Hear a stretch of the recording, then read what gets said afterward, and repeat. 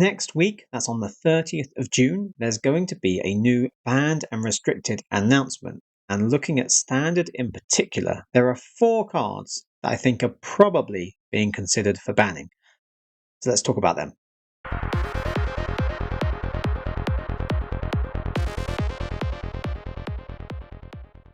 Welcome back to the channel. Don't forget to like this video and subscribe to the channel if you haven't already.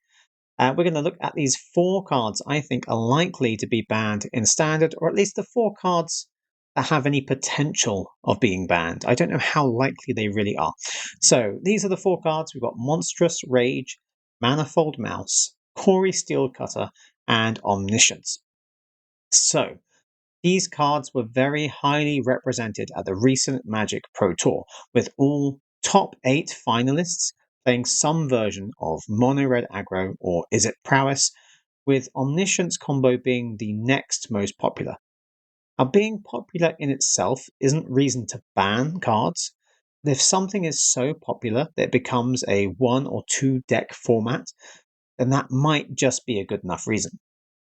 A Monstrous Rage, to start with, is obviously a really good pump spell.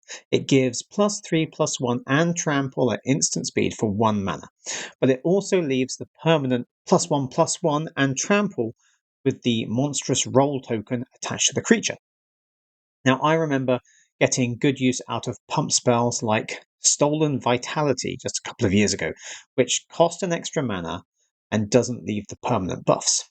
There's also Ancestral Anger that saw some play at just 1 mana, but it was sorcery speed and it only gives a smaller pump most of the time while drawing a card, which is nice, but it has no ongoing effects. So both of those cards, giving a smaller buff or costing more or being slower, sorcery speed, slows down the aggro deck to make it much less over the top. So it's definitely the cheapest, most annoying pump spell I've seen in Red for quite some time. And although I've enjoyed using it, like everyone has, it might be time for it to go. Now, I have to say, it does seem like overkill to ban a 1 mana pump spell, considering there are many powerful cards that have missed getting banned. But it's not about the individual power of the card, it's about whether that card is the foundation for a deck that's unfairly overrepresented in the format, and every other deck needs to be built around it. People aren't necessarily building around Monstrous Rage, but it is one of the best spells in these really fast aggro decks, so it's kind of central to it.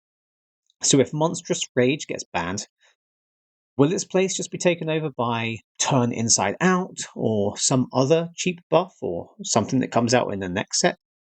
Maybe, but we'll see. We'll see what happens with Monstrous Rage. And the second one was Manifold Mouse. It's one that I didn't really think was too bad to start with, but being able to give any mouse double strike or trample, especially with Heartfire Hero or Emberheart Challenger, getting the heroic effect from it, adding the +1 counters, or giving card advantage, it definitely makes these mice really hard to deal with. Most sweepers are too slow, so you kind of need temporary lockdown to take them all off the battlefield as early as possible to prevent damage, especially with the Heartfire Hero. You can't just kill it because it's going to ping you for all the extra damage. So it's probably not so bad by itself, Manifold Mouse, but with Monstrous Rage as well being so used, it means that you can give double strike to a creature and then pump and trample spell at instant speed, so it makes it almost impossible and pointless to block. And then it keeps the trample and you can give it double strike again next time. So it's just a ridiculous amount of damage. So it's not impossible that the mouse is going to get the ban, but let me know what you think about that one. It's kind of an interesting one. So the most recent addition that's brought a whole new deck to life is Cori-steel. So if it was just in a mono red deck, it would probably run out of steam, although you could use impulse draw cards to keep it going. But with a deck with Storm Chaser's talent, Opt, Town ain't big enough, stock up, all these cheap blue spells, trigger prowess, and keep the deck going. Killing the creature that's created by Cori-steel isn't enough, because it just produces an extra creature, again, with prowess and trample next turn. So it used to be that you could destroy aggro decks like this with a few pieces of cheap spot removal. Just include some cut downs and you'll be fine. But that won't work against this deck because all they have to do is cast 2 more draw spells to create another threat. And Storm Chaser's talent can fetch anything they've already cast from their graveyard just to keep it going. So again, temporary lockdown becomes necessary to survive, and it deals with all of their threats. But as soon as the prowess player finds their town ain't big enough, or into the Floodmoor, they get to remove the lockdown and start rebuilding their army of hasty creatures immediately. If you take out Cori-steel, the deck kind of falls back down to where it probably should be. It can still work and it can still win, but it shouldn't have such a high win rate against so many other decks. Now, this card is why so many Pro Tour players decided this deck was their best chance at winning the top prize. So this is probably my top pick for cards likely to be banned, if any of them. Let me know what you think about that one. And then a fourth one we have is Omniscience. So of all of the cards that are not fun to play against, this is the one that allows your opponent to play their whole deck while you just sit there and get bored. And I've played a good amount of Omniscience myself since it came out in Foundations. It's fun to rack up some wins on Arena, but Omniscience costs a lot of mana for a reason, and you should have to survive for a while first to be able to cast it. You shouldn't really be able to get it out on turn 4 so reliably. So being able to reanimate it that early on from your graveyard is very overpowered. Most effects like this cost at least 5, which is at least a little bit more fair. Reanimating it at 4 with Abuelo's Awakening is supposed to be weakened by the fact it's a 1-mana creature or a 1/1 creature that's easily removed, but the opponent can cast everything without paying mana costs. They can usually find another Omniscience, and they can cast that for free as well, which if they have the other Omniscience in their hand, they can do that before you receive priority. So they reanimate Omniscience, they get the 1/1, they play the second Omniscience, and then you have a chance to react at that point. You can kill the 1/1 if you have the spot removal, but now they still have the Omniscience that's just an enchantment, which is much harder to remove. So you can't really get rid of it before they have a chance to cast the next thing, and then by that point, it's pretty much over. And then they just start digging for an infinite loop that will draw the whole deck and win. It takes ages, so it's normally best just to concede and move on. So the problem here is that Omniscience isn't anything new. It's an old card reprinted in Foundations, which means it's going to be around in Standard for the full 5 years, and we're only about 1 year into that at the moment. So if Omniscience stays around for the next 4 years, it's only going to get stronger with any other enchantment, reanimating spells, or potential combo loops. Banning Abuelo's Awakening probably wouldn't solve anything because it's just going to be replaced with something else that does the same thing. And if only Omniscience said, if you cast it from your hand or something similar, then this probably wouldn't be a problem at all. But I wouldn't be too surprised if someone still found a way to break that. Someone would find a way. So I don't think Wizards really want to ban a card that's a blue icon that they wanted to be around for 5 years.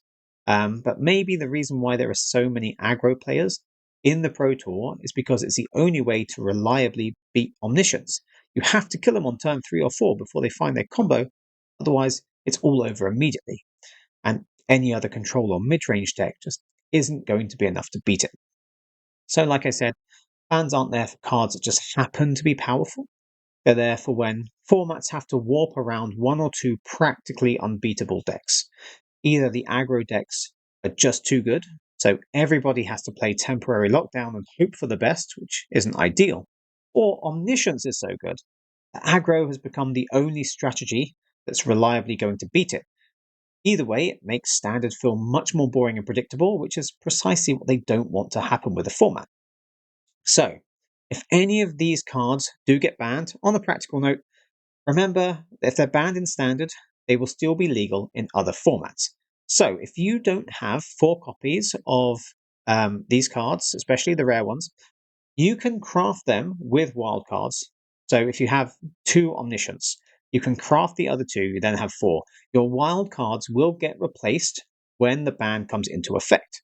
So, you'll get 4 wildcards back if you have 4 copies of it. But don't craft them now, unless you know for sure.